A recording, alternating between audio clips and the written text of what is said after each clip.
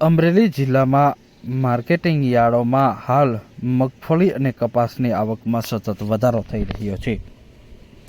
અમરેલી જિલ્લાના સાવરકુંડલા, ધારી, બગસરા, ખાંભા અને રાજુલા માર્કેટિંગ યાર્ડમાં ચણાના ભાવમાં સતત વધારો થઈ રહ્યો છે।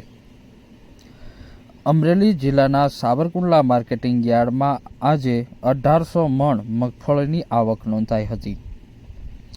શીંગ ઝીણીનો ભાવ 1000 રૂપિયાથી 1171 રૂપિયા સુધી નોંધાયો હતો, જ્યારે શીંગ મોટીનો ભાવ 1021 રૂપિયાથી 1211 રૂપિયા સુધી નોંધાયો હતો। સાવરકુંડલા માર્કેટિંગ યાર્ડમાં તલ સફેદનો ભાવ 2183 રૂપિયાથી 2600 રૂપિયા સુધી બોલાયો હતો। સાથે જ તલ કાળાની પણ હરાજી કરવામાં આવી હતી। તલ કાળાનો ભાવ 3500 રૂપિયાથી 3970 રૂપિયા સુધી નોંધાયો હતો, જ્યારે જીરુનો ભાવ 4200 રૂપિયાથી 4651 રૂપિયા સુધી નોંધાયો હતો। માર્કેટિંગ યાર્ડમાં આજે તલની 70 મણની આવક નોંધાઈ હતી, જ્યારે જીરુની પણ 70 મણની આવક નોંધાઈ હતી। કપાસનો ભાવ આજે સાવરકુંડલા માર્કેટિંગ યાર્ડમાં 1400 રૂપિયાથી 1530 રૂપિયા સુધી બોલાયો હતો। માર્કેટિંગ યાર્ડમાં આજે કપાસની 5600 મણની આવક નોંધાઈ હતી। કપાસના ભાવમાં સામાન્ય ઘટાડો નોંધાઈ રહ્યો છે।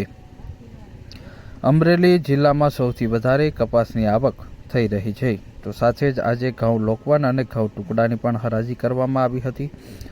સાવરકુંડલા માર્કેટિંગ યાર્ડમાં ઘઉં લોકવનનો ભાવ 490 રૂપિયાથી 600 રૂપિયા બોલાયો હતો, જ્યારે ઘઉં ટુકડાનો ભાવ 500 રૂપિયાથી 630 રૂપિયા સુધી ઘઉંનો ભાવ બોલાયો હતો। સાવરકુંડલા માર્કેટિંગ યાર્ડમાં આજે ઘઉંની 380 મણની આવક નોંધાઈ હતી।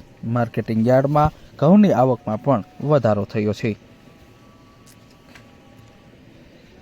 સાથે જ આજે મગની હરાજી કરવામાં આવી હતી। મગનો ભાવ 1500 રૂપિયાથી 2400 રૂપિયા સુધી બોલાયો હતો, તો સાથે જ આજે અડદની હરાજી કરવામાં આવી હતી। અડદનો ભાવ 1450, જ્યારે બાજરાનો ભાવ 500 રૂપિયાથી 752 રૂપિયા સુધી સાવરકુંડલા માર્કેટિંગ યાર્ડમાં બાજરાનો ભાવ બોલાયો હતો। 50 મણ બાજરાની આવક નોંધાઈ હતી।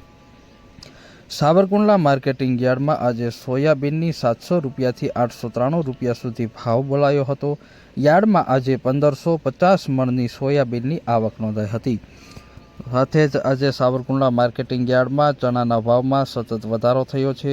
સાવરકુંડલા માર્કેટિંગ યાર્ડમાં ચણાનો ભાવ 1100 રૂપિયાથી 1550 રૂપિયા સુધી બોલાયો હતો। સાવરકુંડલા માર્કેટિંગ યાર્ડમાં આજે 165 મણ ચણાની આવક નોંધાઈ હતી।